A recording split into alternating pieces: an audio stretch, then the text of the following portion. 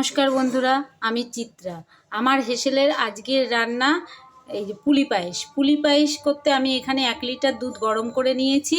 এবার এর মধ্যে গোবিন্দভোগ চাল দিয়ে ভালো করে ফোটাবো। আর এখানে আমি কড়া বসিয়ে দিয়েছি। আর এখানে আমি নিয়ে নিয়েছি একটা নারকেল আর এই যে গুড়। আমি এই নারকেল আর গুড়টা দিয়ে পুলির জন্য পুরটা তৈরি করে আপনাদেরকে দেখাচ্ছি। এই যে এবার আমি এর মধ্যে নারকেলটা দিয়ে দিচ্ছি। আগে প্রথমেই নারকেলটা দিয়ে দেবো, তারপরে আমি এই যে গুড়টা দিয়ে দেবো। আর আমি সামান্য একটু 1 টেবিল চামচ মতো চিনি দেব। আগে নারকেল আর এই গুড়টা দিয়ে একটু পাক করে নিই, তারপরে নামানোর কিছুক্ষণ আগেই আমি চিনিটা দিয়ে দেবো। এই যে সব দিয়ে দিয়েছি। এবার আমি এটাকে ভালো করে পাক করে আপনাদেরকে দেখাচ্ছি। এই দেখুন, নারকেলের পুরটা তৈরি হয়ে গেছে, কেমন শুকনো শুকনো হয়ে এসছে। এবার আমি পুরটাকে নামিয়ে নেব, নিয়ে পুলির জন্যে ইয়েটা তৈরি করব, ডোটা তৈরি করব পুলি তৈরি করার জন্য।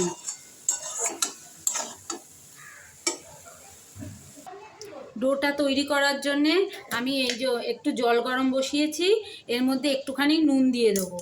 দিয়ে এই চাল গুঁড়োটাকে ভালো করে ওই জল গরমটা দিয়ে মাখবো।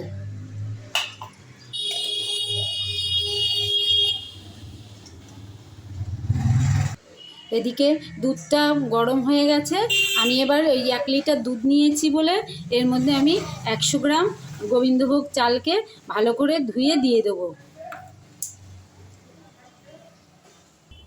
এই যে ডোটা তৈরি করার জন্যে আমি জলটাকে একদম টকবক করে ফুটিয়ে নিয়েছি। এবার এই চাল গুঁড়োটাকে আমি ওই জলটা দিয়ে ভালো করে মেখে নেব। এই দেখুন, চাল গুঁড়োর মধ্যে আমি ওই ফুটন্ত জলটা দিয়ে দিয়েছি। দিয়ে ভালো করে এই জলটাকে দিয়ে এটাকে ভালো করে মেখে নেব।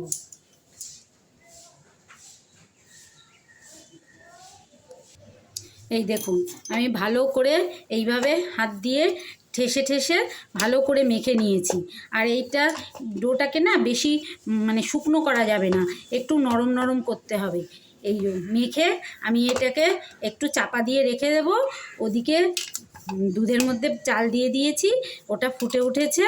এবার আমি একটু চাপা দিয়ে রেখে আমি ছোট্ট ছোট্ট করে পুলিগুলো তৈরি করে নেব। আমি আগে ভালো করে, আমি কিন্তু এখানে সেদ্ধ চাল নিয়েছি, আমি কিন্তু আতপ চাল নিইনি।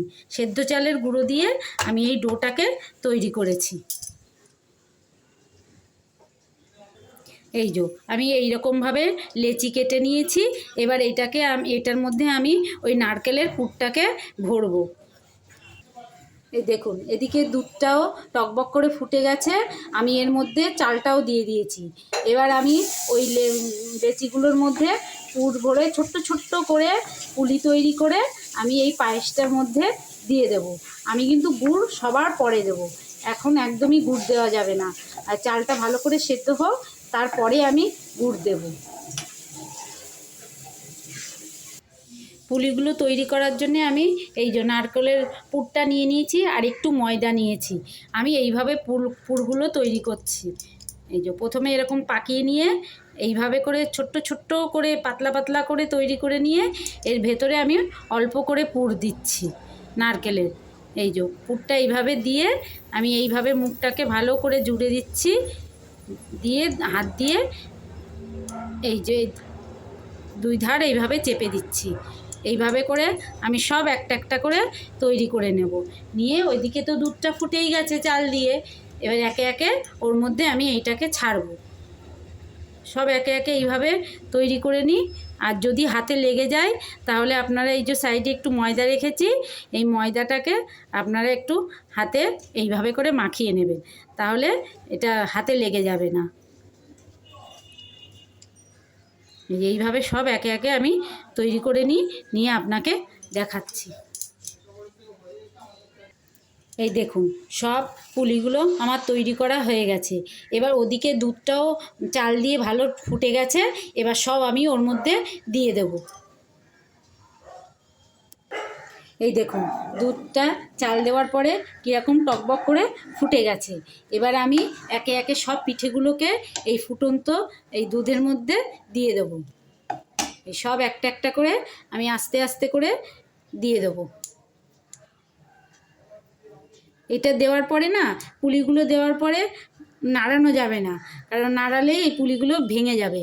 একটু ফুটে উঠলে পুলিগুলো শক্ত হয়ে যাবে, তারপরে এটা নাড়ালে ঠিক হবে, তাহলে আর ভাঙবে না পুলিগুলো। আমি সব একে একে দিয়ে দিই, দিয়ে তারপরে 5 মিনিট ভালো করে টকবক করে ফুটে গেলে একটু চালটা দেখে নেব, চালটা সেদ্ধ হয়ে গেছে কি না, তারপরে আমি গুড়টাকে দেব। এই যে সব দেওয়া হয়ে গেল।